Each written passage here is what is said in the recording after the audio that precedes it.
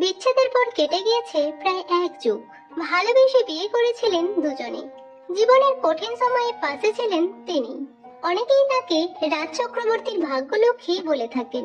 তিনি হলেন পরিচালক রাজ চক্রবর্তীর প্রথম স্ত্রী। টলিউড ইন্ডাস্ট্রির সব থেকে জনপ্রিয় জুটি রাজ চক্রবর্তী ও শুভশ্রী গাঙ্গুলি। বিয়ে করেন 2018 সালে। বর্তমানে এক পুত্র ও কন্যাকে নিয়ে সুখের সংসার তাদের। কিন্তু শুভশ্রী গাঙ্গুলি রাজ চক্রবর্তীর প্রথম স্ত্রী নন। এর আগেও তিনি একবার বিয়ের পিঁড়িতে বসেছিলেন। নায়িকা শুভশ্রীকে বিয়ে করার খবর পেয়ে পরিচালকের প্রথম স্ত্রী শতাব্দী মিত্র এক বন্ধুর কাছে জানিয়েছিলেন শুভশ্রীকে নিয়ে সুখে থাকুক রাজ। তিনি আজও ভালোবাসেন রাজ চক্রবর্তীকে। কিন্তু কি এমন ঘটলো যা তাদের সম্পর্ককে বিচ্ছেদের পথে নিয়ে গেল? চলুন আজকের ভিডিওতে এ বিষয়ে বিস্তারিত জেনে নেওয়া যাক। সালটা ছিল 2000। একটি টেলিভিশন চ্যানেলের অনুষ্ঠানে পরিচয় হয়েছিল শতাব্দী ও রাজের। সেখান থেকেই বন্ধুত্ব ও পরে প্রেমের সম্পর্ক গড়ে ওঠে। তবে সেই সময় রাজ চক্রবর্তী টলিউডের এত বড় পরিচালক হননি, বরং হালি শহর থেকে এসে তখন পরিচালক হবার স্ট্রাগল করছিলেন। আর সেই লড়াইয়ে সর্বক্ষণ তার পাশে ছিলেন শতাব্দী। শোনা যায় রাজের সঙ্গে শতাব্দীর সম্পর্কতে শতাব্দীর বাড়ির লোক একেবারেই রাজি ছিলেন না। পরিবারের অমত সত্ত্বেও তাদের থেকে লুকিয়ে নিজের বাড়ির খাবার চুরি করে রোজ বেহালায় গিয়ে রাজকে খাবার দিয়ে আসতেন শতাব্দী। তখন রাজ চক্রবর্তী রুদ্রনীল ঘোষের সঙ্গে বেহালার একটি বাড়িতে ভাড়ায় থাকতেন।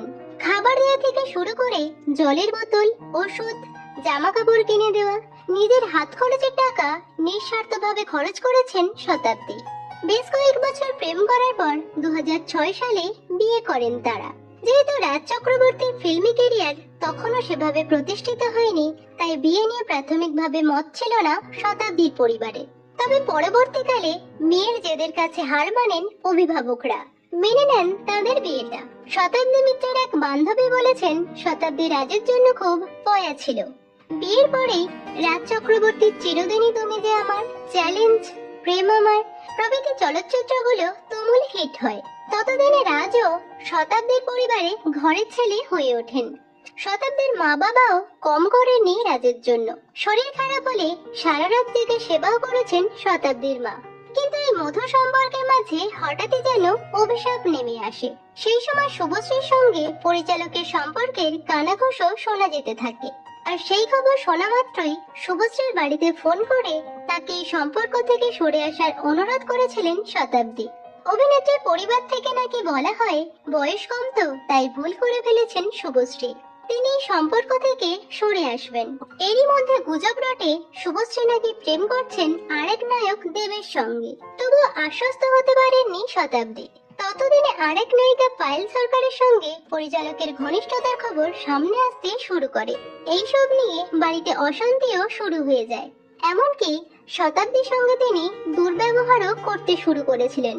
টলিউডে সফল হবার পরে কখনো পায়েল, কখনো শুভশ্রী, আবার কখনো নিমি চক্রবর্তীর সঙ্গে নাম জড়িয়েছিল রাজ চক্রবর্তী। তাই বিরক্ত হয়েই নাকি আলাদা হবার সিদ্ধান্ত নেন শতাব্দী। অবশেষে 5 বছরের মাথায় 2011 সালে তাদের বিবাহ বিচ্ছেদ হয়ে যায়।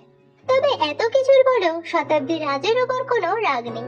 ঘনিষ্ঠ মহলে তিনি বলেছেন রাজ খুব বিচিত্র আর রহস্যময় চরিত্রের একজন মানুষ। এক মুহূর্তে এমন একটা কাজ করছে যেটা দেখে ওর প্রতি শ্রদ্ধা জাগছে, পর মুহূর্তে এমন একটা কাজ করছে যেটা দেখে মনে হচ্ছে কোনো মানুষ এমন কাজ করতে পারে। কখনো ওকে ভালোবাসতে ইচ্ছা করত, আবার কখনো ঘৃণা করা ছাড়া কোনো উপায় থাকতো না। তাই বিচ্ছেদের পরও মৌখিক ভদ্রতা নষ্ট করেননি রাজ ও শতাব্দী। আজও কোথাও তাদের দেখা হলে রাজ্যে সৌজন্য দেখান ও যথেষ্ট ভালোভাবে কথা বলেন, একথা স্বীকার করেছেন শতাব্দী এবং বলেছেন রাজকে আমি এখনো ভালোবাসি, কখনো চাইবো না ওর কোনো ক্ষতি হোক। শুভশ্রীকে নিয়ে ও নতুন জীবন শুরু করেছে, ওদের জীবন সুখে কাটুক। আমরা এখন অনেক পরিণত, দুজন পরিণত মানুষের মতোই অতীতটাকে সামলে নিতে চাই। উল্লেখ্য, শতাব্দীর সঙ্গে থাকাকালীন ক্যারিয়ারের প্রথম 3টি ছবি সুপারহিট হয়েছিল পরিচালক রাজের। তাদের পারিবারিক বন্ধুরাও একথা স্বীকার করে বলেন শতাব্দী ছিল রাজের লাকি চার্ম। তো বন্ধুরা, এ বিষয়ে আপনাদের মতামত কমেন্ট করে জানাতে পারেন। ভিডিওটি ভালো লাগলে লাইক ও শেয়ার করুন।